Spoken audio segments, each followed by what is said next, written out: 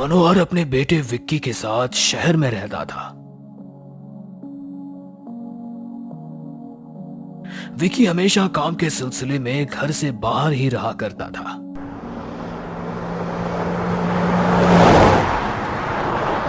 एक बार जब Vicky business trip से घर लौटा तो उसके साथ एक लड़की भी थी।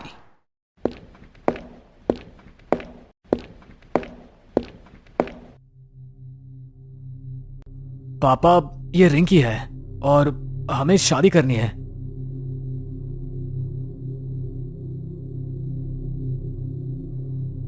बेटा, तू ये क्या कह रहा है? तू तो बस कुछ दिनों के लिए ही गया था। तू बिना सोचे समझे इससे शादी करना चाहता है। पापा, ये सब तो चलता ही रहेगा। बस आप मेरी शादी रिंकी से करवा दीजिए। विक्की मनोहर का इकलौता बेटा था और उसके जिद के आगे मनोहर ने भी हार मानकर दोनों की शादी करवा दी।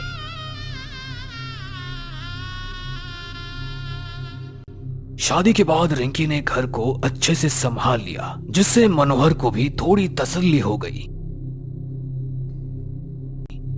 मैं बेकार में इतना सोच रहा था। अब विक्की बड़ा हो गया है और मुझे भी उस पर भरोसा करना चाहिए।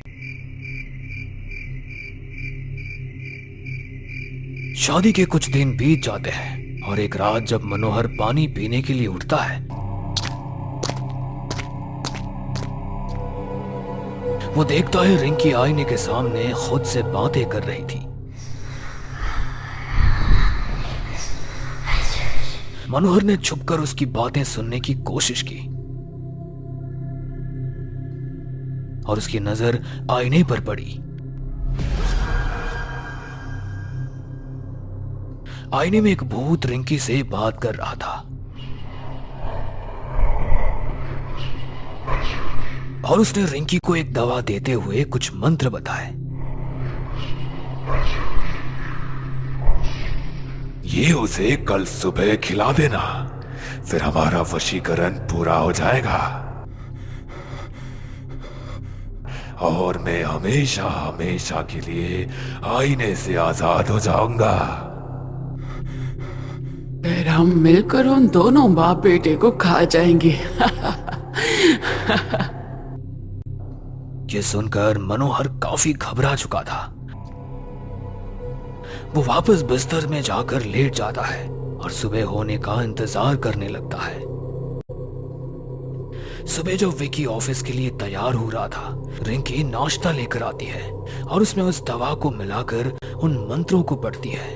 ये सब होते हुए मनोहर देख लेता है और रिंकी के हाथ से नाश्ते की प्लेट को गिरा देता है। ये आपने क्या किया? मुझे पता है कि तू कौन है। अब बता कि क्यों आई है इस घर में। ये आप क्या कर रहे हो पापा? मुझे तो पता ही था कि आपको रिंकी पसंद ही नहीं है, पर इतना ड्रामा करने की क्या जरूरत थी? मनोहर बिना समय गवाए उस आईने को ले आता है और रिंकी के सामने उसे तोड़ देता है। आईने के टूटते ही रिंकी को बहुत गुस्सा आता है और वो अपने असली रूप में आ जाती है और मनोहर का गला पकड़ लेती है। मेरा पूरा काम बर्बाद कर दिया तूने बुड्ढे। अब मैं अपने आशिक से कभी नहीं मिल पाऊंगी।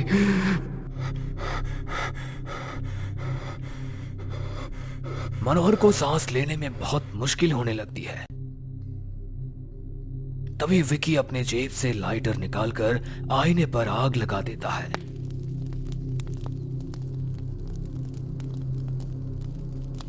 जिससे चुड़ैल कमजोर पड़ जाती है और मनोहर बेहोश हो जाता है।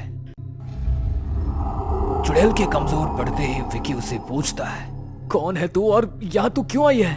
बताती हूँ। हम जगह जगह भटक कर शिकार करते थे।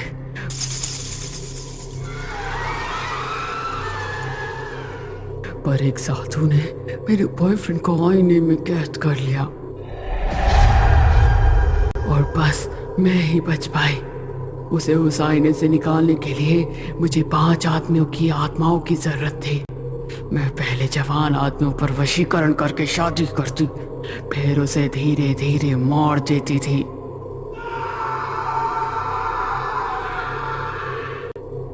कुछ नहीं बचा। तुम लोगों ने सब खत्म कर दिया। चुड़ैल गुस्से में विकी का गला पकड़ लेती है और उसे मारने लगती है।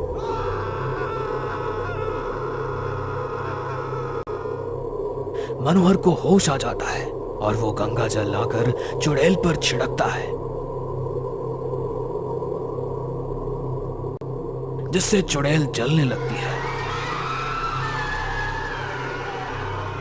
नहीं, मेरे साथ ऐसा मत करो। चुड़ैल के जलते ही विकी को होश आ जाता है, पर उसे कुछ याद नहीं होता। विकी को उल्टी होती है।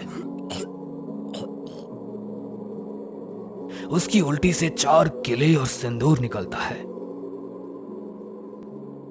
जिसके बाद विकी बिल्कुल ठीक हो जाता है।